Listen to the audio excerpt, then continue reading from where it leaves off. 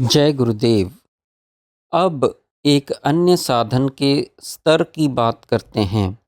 सूत्र: विषयवती वा प्रवृत्ति रूप उत्पन्ना मनसः स्थिति निबंधिनी।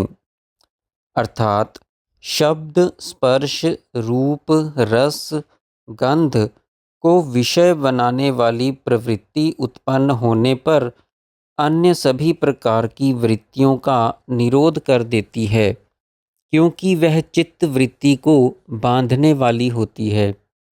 साधन की यह स्थिति प्रच्छर्दन विधारणाभ्याम व प्राणस्य से निम्न स्तर की है, जिसका आधार इंद्रियां हैं।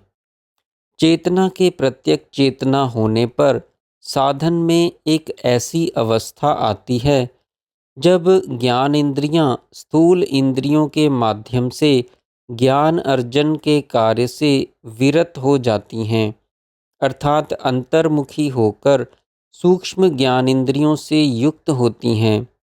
भौतिक तत्वों की सूक्ष्म तन मात्राओं को अपनी एकाग्रता का लक्ष्य बना लेती हैं।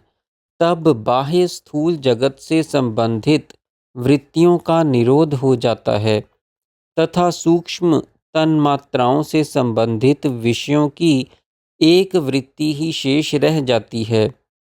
होती तो यह भी वृत्ति ही है, किंतु यह प्रत्यक्ष होती है।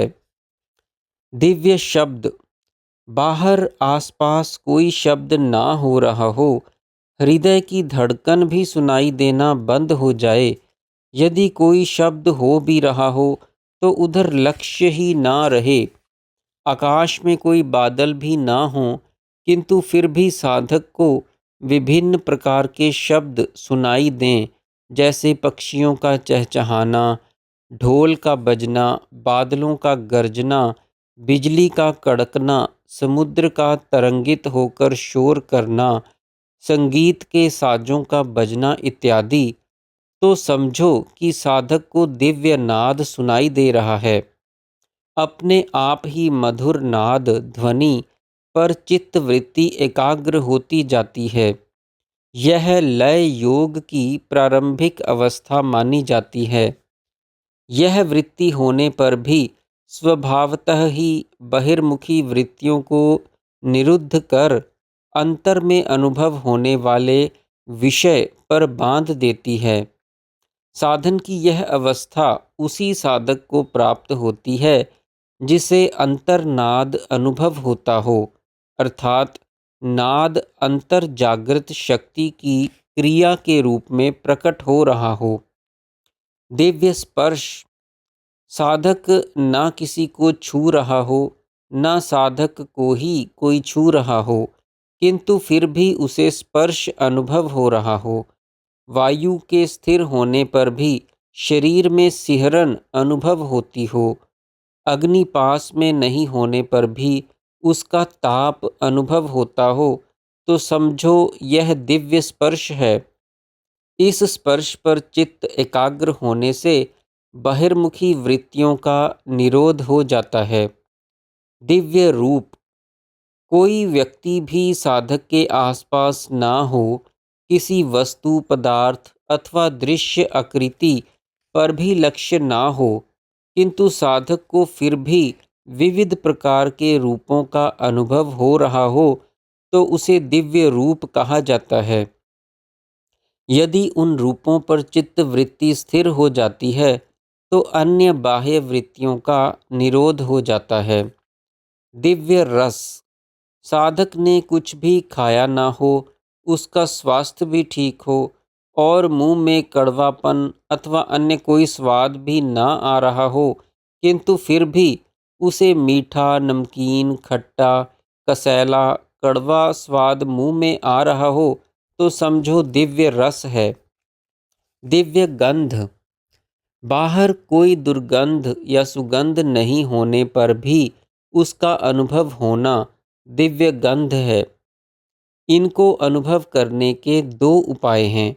एक अभ्यास के द्वारा, इसमें नासिका के अग्रभाग पर ध्यान करने से दिव्य गंध जिह्वा के अग्रभाग पर संयम करने से दिव्य रस, तालु में संयम से दिव्य रूप, जिह्वा के मध्य भाग में संयम से दिव्य स्पर्श तथा जिह्वा के अग्रभाग के मूल में ध्यान से दिव्य शब्द की अनुभूति होती है।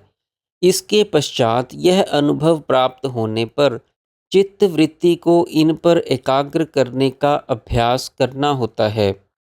एकाग्रता प्राप्ति पर अन्य सभी बहिर्मुखी वृत्तियों का निरोध हो जाता है।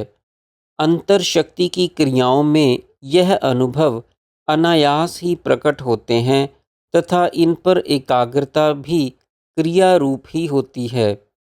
जागृति के पश्चात सभी अनुभूतियाँ स्वाभाविक सहज होने से यह भी अपने आप ही होती है।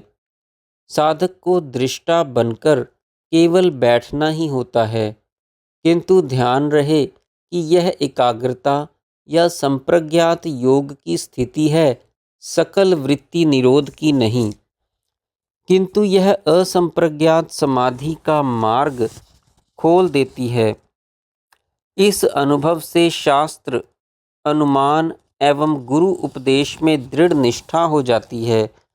जब गुरु उपदिष्ट एक विषय में निष्ठा स्थापित हो जाती है तो असंप्रज्ञात तक सभी सूक्ष्म विषयों में अनुभव ना होने पर भी श्रद्धा हो जाती है।